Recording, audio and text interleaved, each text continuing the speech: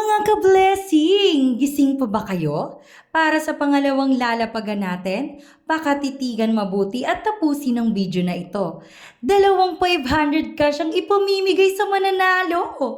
At meron ding 5 kilo rice. Pak na pak! Kaya naman kung pamilyar kayo sa lugar na ito, takbo na at manalo! Ingat mga ka-blessing! God bless us all!